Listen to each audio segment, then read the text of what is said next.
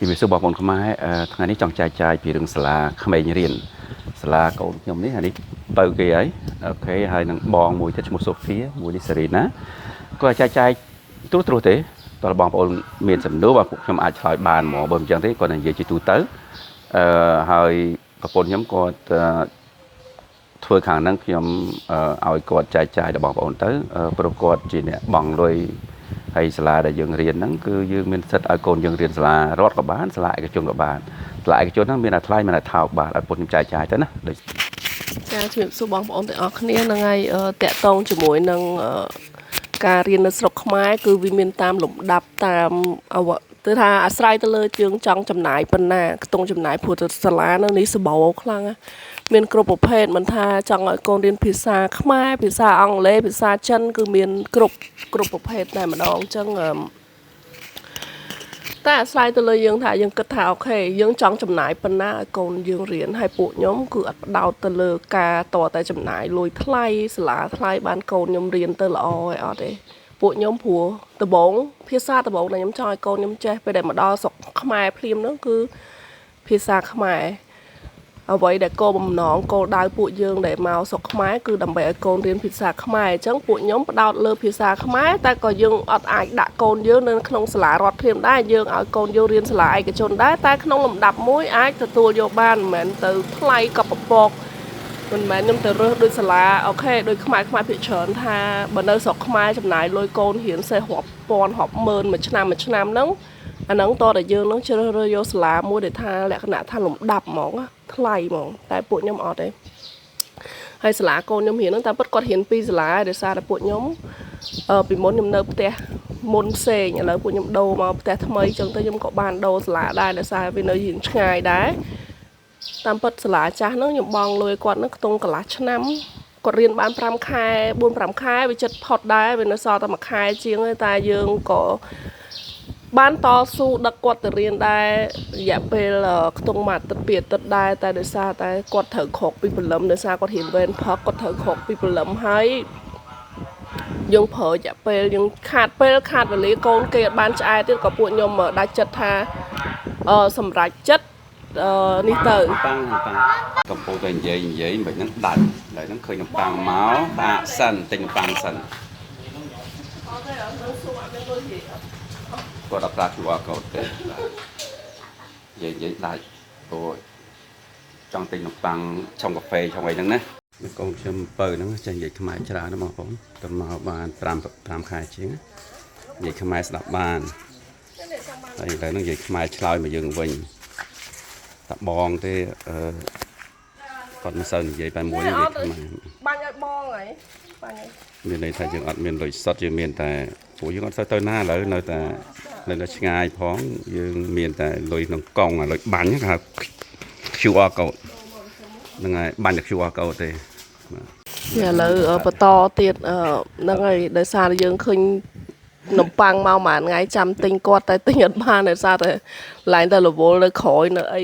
នៅលើនៅអីដល់ពេលឥឡូវតន់ឃើញគាត់ឈប់ទិញឲ្យហើយខ្ញុំបន្តនៅអ្វីដែលខ្ញុំចង់និយាយតទៀតហ្នឹងតើតងមួយរឿងកូនរៀនហ្នឹងហើយដល់វគ្គពួកខ្ញុំហ្នឹងនៅជូនកូនទៅសាលាចាស់ដែរបានប្រហែលខ្ទង់2អាទិត្យហ្នឹងក៏ខ្ញុំសម្រេចចិត្តថាអូខេចោលទៅនៅសល់1ខែជាងហ្នឹងខ្ទង់សាលាចាស់ហ្នឹង1ខែខ្ទង់$50-$60ដែរវាតម្លៃវាគួរសមដែរវាមិនទៅថ្លៃពេកហើយក៏មិនថោកពេកតែសាលាចាស់ហ្នឹងគឺពួកខ្ញុំអត់បានឲ្យគាត់រៀនទៅរៀនជិះឡានទេព្រោះចិត្តផ្ទះមែនតែសាលាថ្មីនេះដូរមកសាលាថ្មីនេះគឺយើងសម្រេចចិត្តឲ្យគាត់ជិះឡានសាលាដើម្បីហ្នឹងហើយមកដឹកគាត់ទៅត្រប់គាត់អស់ពីគាត់អាប់ចឹងណាហើយសាលាថ្មីនេះក៏មិនមែនទៅដូចថាតម្លៃក៏វាគ្រាន់តែវារៀងធូរថ្លៃជាងសាលាមុនបន្តិចដោយសារតែចិត្តផ្ទះហ្នឹងគឺអត់មានសាលាផ្សេងទេមានតែសាលាមួយនឹងឯងតែបើនិយាយពីការខ្ញុំឲ្យកូនទៅរៀនគឺខុសប្លែកគ្នាឆ្ងាយសាលាគេមានការបរៀនខុសគ្នាទោះនេះវានៅលក្ខណៈថានៅក្នុងខេត្តកណ្ដាលតែក៏ការបរៀនរបស់គេមានចំណុចពិសេសរបស់គេសាលាហ្នឹងគឺមកភូមិឃុំដែលខ្ញុំនៅភូមិស្រុកដែលខ្ញុំនៅហ្នឹងគឺល្បីជាងគេហើយសាលាហ្នឹងគឺសិស្សគឺគេឲ្យកូនគេទៅរៀនសាលាហ្នឹងក្រៅពីសាលារដ្ឋគឺសាលាហ្នឹងឯងគឺគេឲ្យកូនគេទៅរៀន តែសាលាថ្មីនេះមួយខែតែ40ទេតែបើយើងបង់ជាលក្ខណៈជាឆ្នាំវាចុះតាមនឹងទៀតការខ្ញុំបង់សាលាថ្មីនេះមកបើយើងបង់មួយខែ40តែបើយើងអាហ្នឹងកម្រិតមតីមួយកូនខ្ញុំគឺខ្ញុំឲ្យចូលទៅក្នុងម្នាក់ឯងខ្ញុំអត់និយាយ2នាក់ខ្ញុំនិយាយម្នាក់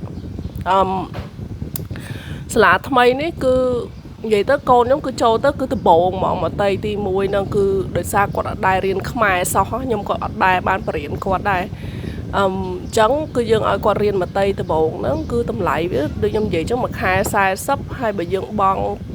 3ខែគេចុះឲ្យបន្តិចចឹងទៅបើយើងបង់កន្លះឆ្នាំចុះបានបន្តិចទៀតចឹងទៅតែពួកខ្ញុំបង់សម្រាប់ចិត្តបង់មួយឆ្នាំហើយពួកខ្ញុំក៏សម្រាប់ចិត្តបង់មួយឆ្នាំព្រោះគេfree ឲ្យយើង uniform 2កៅអៅទៅរៀនហ្នឹងគឺ2ឈុតក្នុងម្នាក់បើយើងបង់មួយឆ្នាំគេ free ឲ្យ2ឈុតហើយតែយើងត្រូវបង់ថ្លៃសភៅតិចតួចទៀត5 10 30ដុល្លារទៀតចឹងទៅព្រោះយើងមានកូនទី2ក៏គេមានការបញ្ចុះតម្លៃឲ្យយើងទៀត 15% ពីលើតម្លៃសរុបចឹងថ្លៃចុះឈ្មោះថ្លៃសភៅហើយនឹងថ្លៃសាលាក្នុងរយៈពេល1ឆ្នាំហ្នឹង2នាក់ហ្នឹងគឺអស់700ជាងទង700ជាង700បោកនឹងតែថ្លៃជីឡានគឺមួយខែ7ដុល្លារកន្លះក្នុងម្នាក់ផ្សេងវាសមរម្យមែនទែនតម្លៃក្នុងការជីឡានសាលាហ្នឹងអញ្ចឹងក៏ពួកខ្ញុំសម្រេចចិត្តថាយើងបង់ជាខែទៅព្រោះយើងបង់ខែហើយបង់ឆ្នាំគឺតម្លៃគេអត់ចុះទេតម្លៃដដែល7ដុល្លារកន្លះក្នុងម្នាក់ស៊ីសងទៅលើចិត្តឆ្ងាយហ្នឹងតែចម្ងាយផ្ទះខ្ញុំពីទៅសាលាហ្នឹងគឺម្នាក់តែ7រៀលកន្លះហើយក្នុងមួយខែក្នុងមួយនាក់ញ៉ែហើយបើនិយាយពីភាពខុសគ្នានៃការគាត់រៀនសាលាមុននិងសាលាក្រោយគាត់ខ្ញុំមានអារម្មណ៍ថាសាលាក្រោយនេះគឺគាត់រៀនគាត់ចេះលឿនតែគាត់ថាទោះយ៉ាងណាក៏ដោយសាលាគេមានគោលដៅរបស់គេមួយថាយ៉ាងម៉េចក៏ត្រូវតែឲ្យក្មេងនោះចេះបានក្នុងកម្រិតមួយដែលអាចទទួលយកបានអញ្ចឹងណាគាត់ធានាថាកូនបងពេលមកដល់សាលានេះប្រកាសជាផ្លាស់ប្ដូរមែនគឺគាត់ចេះហើយបរៀនមតីគេបរៀនតាំងពីអក្សរហើយនឹងស្រៈហើយគឺគេរំលឹករាល់អាទិត្យឲ្យក្មេងនោះរំលឹកមេរៀនតាំងពីដើមរហូតដល់បានន័យថារំលឹកតាំងពីស្រៈដែលគេរៀនចៅកខរហូតដល់អក្សរមួយតួណាដែលគេរៀនដល់ណាអញ្ចឹងគឺគេរំលឹករាល់អាទិត្យហ្មងឲ្យក្មេងនោះតែមតីទី1គឺគេផ្ដោតតែលើការផាត់ពណ៌ឲ្យកូននោះផាត់ពណ៌រហូតផាត់ពណ៌លើអក្សរលើស្រៈភ្ជញ្ជនៈហ្នឹងហើយខ្ញុំឃើញភាពខុសប្លែកដោយសារកូនខ្ញុំទៅរៀនគឺគាត់ចេះទាំងអស់ចេះស្រៈដោយសារតែគ្រូគាត់និយាយថាការគោលបំណងរបស់សាលាគឺចង់ឲ្យក្មេងនឹងជួបជាមួយនឹងអក្សរស្រៈឲ្យហើយដើម្បីដល់ពេលគាត់ចូលថ្នាក់ទី1គាត់អាចប្រកបពាក្យបានហ្មងអញ្ចឹងបានន័យថាការបរៀនគេគឺគេយកចិត្តទុកដាក់ខ្លាំងហើយដំបូងឡើយខ្ញុំចង់ឲ្យកូនខ្ញុំរៀនព្រឹកទេតែដោយសារតែគាត់នៅនិយាយខ្មែរមិនសូវច្បាស់គាត់ត្រូវការយកចិត្តទុកដាក់ខ្លាំងអ្នកគ្រូក៏ឲ្យគាត់នឹងថាទៅរៀនថ្ងៃទៅគឺវគ្គសិស្សមានសិស្សអញ្ចឹងគាត់មានពេលវេលាច្រើនជាងព្រឹកអាចជួយបរៀនបន្ថែមគាត់2នាក់អញ្ចឹងណាព្រោះគាត់បើយើងជាកើតនៅស្រុកខ្មែរយើងនិយាយខ្មែររូមកវាអីតែដោយសារគាត់នៅអាមេរិកហើយគាត់មកនៅស្រុកខ្មែរអញ្ចឹងការរៀនរបស់គាត់ក៏យឺតជាងគេដែរដោយសារយើងនៅភាសានៅផ្លាស់ប្ដូរនៅរៀនអ្វីថ្មីច្រើនហើយញ៉ែខ្ញុំឆ្លាញ់ដែលខ្ញុំទៅបដូរកូនមកនេះគឺខ្ញុំពេញចិត្តបរៀនល្អហើយស្រុកខ្មែរយើងអ្វីដែលគេបដោតនោះគឺការអោនលំទោនគ្រប់ចាស់ទុំគ្រប់ឪពុកម្ដាយមុនទៅរៀនជម្រាបលាឪពុកម្ដាយជម្រាបសួរអ្នកគ្រូជម្រាបសួរឬក៏បានន័យថាគឺគេបរៀនពីវប្បធម៌យើងទៅឲ្យក្មេងៗចេះចូលឆ្នាំខ្មែរអញ្ចឹងទៅចេះសាពះឪពុកម្ដាយលាងជើងឲ្យឪពុកម្ដាយអញ្ចឹងទៅអារឿងអស់ហ្នឹងឯងដែលខ្ញុំចង់ឲ្យកូនខ្ញុំរៀនពីវប្បធម៌របស់ខ្មែរយើងហើយញ៉ែដូចខ្ញុំនិយាយអញ្ចឹងសាលាបងប្អូនអាចរើសតាមអ្វីដែលបងប្អូនគិតថាបងប្អូនចង់ឲ្យកូនបងប្អូននឹងរៀនកម្រិតណាតែចំពោះពួកខ្ញុំជីវិតពួកខ្ញុំរស់បែបធម្មតា simple គឺអត់មិនមែនថាតតែឲ្យកូនទៅរៀនសាលាថ្លៃបានកូននឹងចេះខ្ញុំអត់មានគំនិតគិតអស់ហ្នឹងឯងហើយក៏យើងអត់ចង់ចំណាយលុយពួកគាត់នៅទូចឡើយទេយើងក៏អត់ចង់ចំណាយលុយច្រើនដាក់គាត់សាលាថ្លៃដែរខ្ញុំគិតថាវាអត់ជារឿងចាំបាច់ចំពោះខ្ញុំព្រោះថាខ្ញុំចង់ឲ្យកូនខ្ញុំនឹងខ្ញុំនិយាយដដែលហ្នឹងក៏ចង់ឲ្យគាត់ធំធាត់ឡើងដូចក្មេងដូចថាទូទៅហើយណាមួយតែខ្ញុំថាអ្វីដែលបងប្អូនគិតថាយើងថាអូខេយើងចង់ចំណាយគាត់រៀនសាលាថ្លៃមានតម្លៃ តាំងពីខ្ទង់100ដល់1000ដល់10000ក៏មានដែរស្រុកខ្មែរយើងសាលាកម្រិតណាក៏មានដែរគឺមានគ្រប់កម្រិតតែទៅលើបងប្អូនចង់ទេតែខ្ញុំដូចខ្ញុំនិយាយក្នុងសាលាគេគឺបើថាបងប្អូនចំណាយដល់1000ដល់10000ហើយគឺសាលាគេល្អបើថាចង់ឲ្យកូនចេះអង់គ្លេសកូននោះគឺចាប់ផ្ដើមនិយាយរូហ្មងមិនបាច់ទៅដល់ទៅនៅស្រុកគេទេអាហ្នឹងឯងគឺអ្វីដែលស្រុកខ្មែរយើងមានយាយរឿងកូនមករៀននៅស្រុកខ្មែរនេះមិនមែនគ្រាន់តែរៀនទេក៏ប៉ុន្តែយើងគិតគូរពីរឿងវប្បធម៌ពីប្រពៃណីពីទីមានទម្លាប់របស់យើងព្រោះខ្ញុំនៅស្រុកនោះខ្ញុំដឹងហើយខ្ញុំនៅយូរហើយកូនខ្ញុំធំមកហើយខ្ញុំដឹងថាកូនខ្ញុំហ្នឹងគាត់ឆ្លងកាត់អ្វីខ្លះកូនធំហើយតើគាត់ចេះអ្វីខ្លះអញ្ចឹងហើយបានខ្ញុំគិតថាអូខេកូន2នាក់ក្រោយនេះចង់យកមកឲ្យនៅស្រុកខ្មែរទៅមានការអប់រំបណ្ដុះបណ្ដាលមិនថាជាភាសាទេបងប្អូនចង់រៀនភាសាអង់គ្លេសក៏គេមានភាសាអង់គ្លេសដែរមានថ្នាក់មានសាលាល្អសំខាន់គឺយើងមានលុយទេក៏ប៉ុន្តែយើង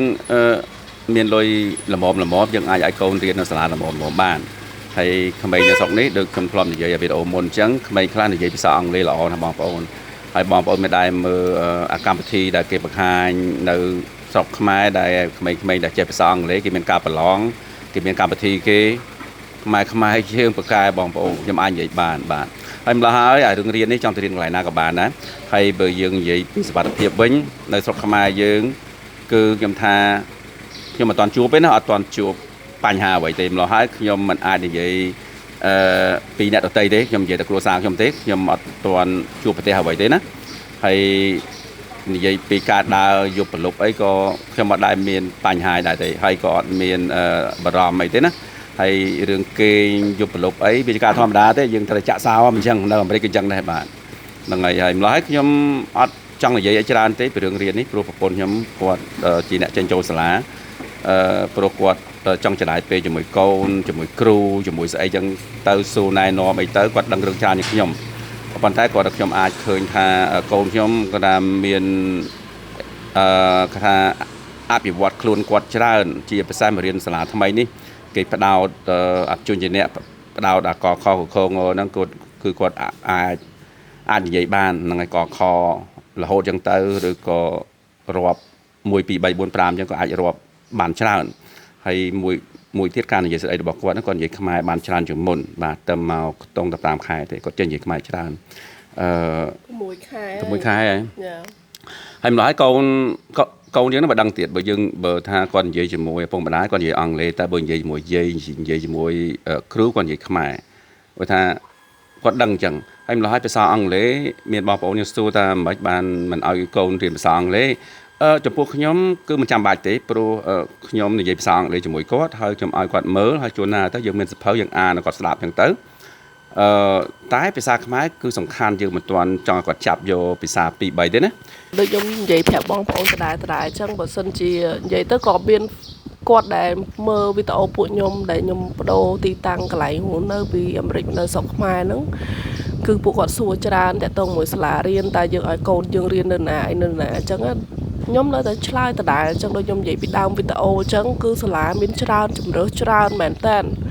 ច្រើនណាស់បងប្អូនស្រុកខ្មែរយើងច្រើនតែយើងអត់មានយកតម្លៃមកធ្វើជាស្តង់ដារចំពោះពួកខ្ញុំអញ្ចឹងគឺពួកខ្ញុំមើលដែរទៅលើសាលាហ្នឹងតើមើលទៅការបរៀនការរៀបចំអត្តចរិតកັບកិរិយាកូនយើងយ៉ាងម៉េចសំខាន់សាលាគេមិនថាថ្លៃមិនថាថោកទេសំខាន់ការយកចិត្តទុកដាក់របស់លោកគ្រូអ្នកគ្រូចំពោះកូនយើងព្រោះខ្ញុំធ្លាប់រៀនសាលាមកហើយខ្ញុំដឹងហើយសំខាន់លើសិស្សទេមិនពេលខ្លះសាលាមួយទៅសំខាន់លើសិស្សដែលយើងតាំងចិត្តរៀនអត់ចឹងណាអញ្ចឹងពួកខ្ញុំក៏គិតថានិយាយទៅពួកខ្ញុំគិតថា simple life ពួកខ្ញុំរស់នៅបែបធម្មតាអត់បងប្អូនអាចមើលខ្លួនឯងទៅដូចខ្ញុំនិយាយចឹងមានតាំងពី10ខ្ទង់ក្រម100ក៏មានឡើងរហូតដល់រាប់ពាន់រាប់ម៉ឺនព្រោះសាលាស្រុកខ្មែរចឹងច្រើនណាអញ្ចឹងយើងអាចគិតខ្លួនឯងទៅថាសមត្ថភាពយើងអាចបានដល់ប៉ុណ្ណាហើយយើងចង់ឲ្យកូនយើងរៀននឹងបដោតទៅលើភាសាណាបើសិនជាចំពោះខ្ញុំដូចខ្ញុំនិយាយដដែលបើសិនជាឲ្យកូនរៀនភាសាខ្មែរសាលាធម្មតាក៏អត់ជាបញ្ហាដែរតែបើបងប្អូនចង់ឲ្យកូនចេះភាសាបរទេសភាសាអង់គ្លេសភាសាចិនក៏សម្បូរសាលាតម្លៃធូរថ្លៃដែរតែនិយាយភាសាអង់គ្លេសចង់ឲ្យកូននឹងយើងនៅស្រុកខ្មែរទេ តែចង់ឲ្យកូននឹងចេះភាសាអង់គ្លេសនិយាយឲ្យដូចសាសគេហ្នឹងក៏យើងអាចទៅរកសាលាដែលរៀងតម្លៃគេដូចថាដោយសារគេយើងត្រូវការគ្រូបរទេសបរៀនអញ្ចឹងណាតែបើយើងមកពីអាមេរិកហើយកូនយើងចេះអង់គ្លេសហើយយើងអាចនិយាយជាមួយកូនយើងបានអាចបរៀនកូនយើងបានយើងអត់ចាំបាច់ទៅនាំគាត់ទៅរៀនសាលាថ្លៃទេតាមពិតទៅរៀនសាលាថ្លៃភាគច្រើនគឺគេបរៀនពី culture គេច្រើនជាង culture យើងអាហ្នឹងតាមអ្វីដែលខ្ញុំគិតទេតាក់ទងមួយសាលាភាសាតែបើសិនសាលាខ្មែរយើងចង់ឲ្យកូនយើងចេះរៀនរបបយើងតើតែយើងដាក់សាលាដែរផ្ដោតទៅលើភាសាខ្មែរច្រើនជាង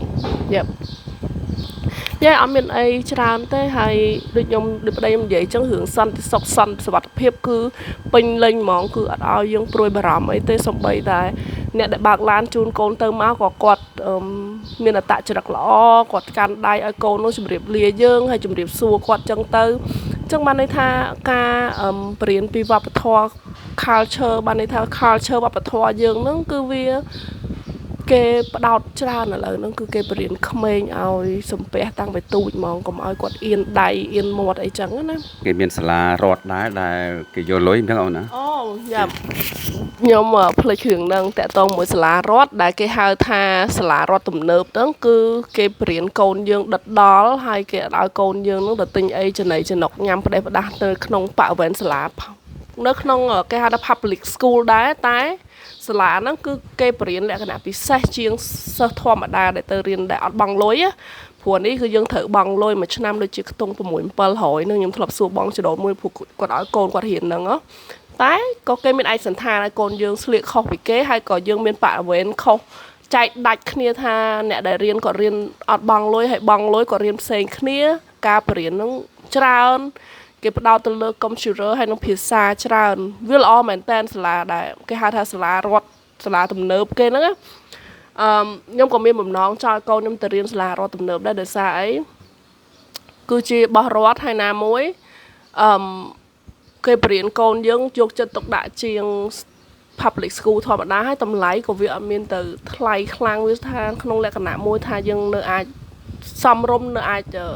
ដូចថាបញ្ជូនកូនយើងទៅរៀនដោយយើងមិនបាច់ចាំបាច់ឲ្យគាត់ទៅរៀនសាលាឯកជនសុទ្ធពេកអាហ្នឹងពេលដែលគាត់ធំឡើងខ្ទង់ 4-5 ឆ្នាំទៀតចឹងទៅពេលដែលគាត់ចេះភាសាខ្មែរស្ទាត់ហើយគាត់អាចបដូរទៅរៀនសាលារដ្ឋបានចឹងណាយ៉ាល្អមែនតើសាលារដ្ឋទំនើបហ្នឹងល្អមែនតើសាលានៅស្រុកនេះគេរៀន2វេនអូខេគេមានម៉ោងបាយម៉ោងអីចឹងទៅណាកូនយើងចង់ឲ្យរៀន2វេនក៏បានដែរតែតម្លៃគេយកតាមហ្នឹងមិនចឹងឡើយកូនខ្ញុំនឹងឲ្យទៅរៀន1វេនទេកុំឲ្យគាត់យ៉ាប់ពេកយ៉ារៀន2វេនលុះត្រាតែយើងឲ្យកូនយើងរៀន2ភាសាបានន័យថាយើងចង់ឲ្យកូនយើងរៀនភាសាខ្មែរនិងអង់គ្លេសឬក៏ភាសាខ្មែរនិងចិនអាហ្នឹងបានយើងត្រូវឲ្យកូនរៀន2វេនតែបើថាគាត់រៀនតែភាសាខ្មែរមួយខ្ញុំចង់គាត់បដោតទៅរឿងខ្មែរមួយសិនគឺរៀនតែ1វេនបានហើយបើនិយាយពីគំនាប pressure យើងយកកូនទៅរៀនយឺតទៅមុនម៉ោងឬទៅក្រោយម៉ោងឬក៏ឲ្យកូនឲ្យតែញ៉ាំបាយសិនញ៉ាំកាទៀវសិនមុនយកទៅរៀនអីអូនឯងក៏អញនិយាយរឿងនោះបានដែរតែតកតងជាមួយនឹងរឿងអស់ហ្នឹងគឺស្រុកយើងគឺពេលវេលានេះមួយគឺយើងគេមិនដាក់គំនាបឲ្យឪពុកម្ដាយខ្លាំងទេហើយក៏យើងគឺជាទម្លាប់យើងមួយគឺយើង more laid back ច្រើនតែសាសគេគាត់និយាយចឹងដែរមិនថាប្រទេសចិត្តខាងនៅអាមេរិកអីគឺដូចជាប្រទេសមិចស៊ីកូអីចឹងណាគេនិយាយថាជីវិតនៅស្រុកហ្នឹង more laid back ជាងនៅអាមេរិកដូចខ្ញុំនិយាយលើស្រុកខ្មែរហ្នឹងដូចគ្នាការរស់នៅយើងគឺយើងអត់សូវស្អីមួយក៏ដាក់កំហិតដាក់ថាអូខេមកតែយឺតមកនាទីក៏អត់បានដែរតែស្រុកយើងនេះអត់ទេគ្រាន់តែយើងប្រាប់គ្រូចឹងទៅថាយើងទៅយឺតចឹងទៅយើងប្រាប់គ្រូតាមហ្នឹងទៅគ្រូគេយកយល់យើងច្រើនជាងនៅអាមេរិកហ្នឹងតាមដែលខ្ញុំធ្លាប់ដឹងចឹងណាតែបើការគ្រប់ពេលវេលាគឺវាជាការល្អហើយតែពេលខ្លះវាមិនមែនដល់ថ្នាក់ធ្វើឲ្យយើងនឹងមានគំនាបមាន stress មុននឹងយកកូនទៅរៀនហ្នឹងក៏យើងមាន stress ដែរតែនៅស្រុកខ្មែរយើងស្រួលនិយាយទៅធ្វើមិនដែលថាផ្ទះយើងផ្ទះរបស់យើងគឺអ្វីគឺវាស្រួលជាងស្រុកគេច្រើនគឺធ្វើឲ្យយើងធូរស្រាលចិត្តមិនថាកូនលេងតាមផ្លូវឬក៏នៅក្នុងផ្ទះក្នុងបរិយាទៅថាគេហៅថា community house គេហៅថាអីគេនៅនោះគេហៅ town house town home ស្រុកគេហ្នឹងតែយើងគេហៅបរិយាហ្នឹងបើយើងនៅក្នុងបរិយាទៀតរត់តែស្រួលទៀតគឺសុវត្ថិភាពស្ងប់ស្ងាត់ ក្មេងរត់ទៅរត់មកអីក៏យើងអត់មានគេហៅថាព្រួយបារម្ភរឿងកូននឹងខ្លាចឡានខ្លាចម៉ូតូអីវាងាយស្រួលយ៉ាប់អញ្ចឹងទៅដូចខ្ញុំនិយាយដដែលអញ្ចឹងតាក់ទងជាមួយនឹងពេលវេលាស្រុកយើងគឺយើងនៅតែមិនសូវជាមានគំនាបឲ្យយើងខ្លាំងអញ្ចឹងណារឿងវាច្រើនណាស់ក៏ប៉ុន្តែខ្ញុំមិនចង់និយាយច្រើនពេកទេណានិយាយតែប៉ុណ្ណឹងចុះគាត់ឲ្យបងប្អូនដឹងថាសាលានៅស្រុកខ្មែរយើងសាលាចង់មកអីគុណអីចង់បងប្អូនចង់ចំណាយលុយប្រមាណដុល្លារចង់ឲ្យកូនទៅរៀនអាសាលាថ្លៃអាសាលាទំនើបអាសាលាខ្ពស់ក៏មានដែរបងប្អូនក៏ប៉ុន្តែវាសំខាន់នោះគឺសំខាន់កូនយើងនេះតើកូនយើងនឹងវាឆ្លាតឆ្លៀសវៃឬក៏វាកើតមកមានដងអត់ជួនណាទៅបើកូនយើងមានដងកូនយើងប្រកែចំពោះខ្ញុំទេជួនណាទៅយើងរកសាលាល្មមបានកុំឲ្យវាអស់លុយអញ្ចឹងតែបើយើងកូនយើងត្រូវការជំនួយច្រើនត្រូវការជំនួយអាហ្នឹងជារឿងមួយទៀតគេមានសាលាគេដែលយើងចង់ឲ្យវារៀនលើសម៉ោងលើអញ្ចឹងទៅណាដូចនៅអាមេរិកដែរគេថាគេជួយកូនយើងអញ្ចឹងហ្នឹងហើយចាអរគុណជម្រាបលាបាទ